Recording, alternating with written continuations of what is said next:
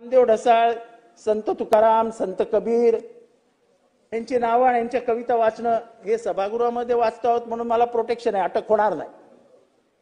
नामदेव ढसाळांची कविता मी सभागृहात वाचतोय म्हणजे मला अटक होणार नाही. पण कदाचित हीच कविता मी बाहेर वाचली तर मला गजाआड टाकतील. ही कविता वाचतोय.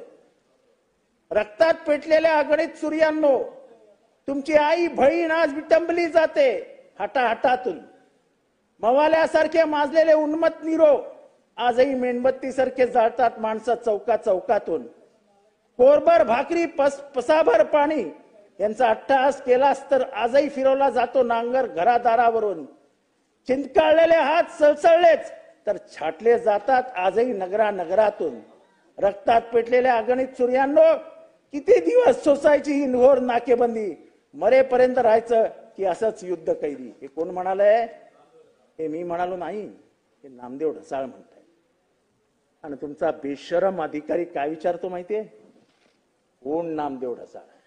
त्याला जाऊन सांगा, हा नाम्या, हा आमचा नाम्या.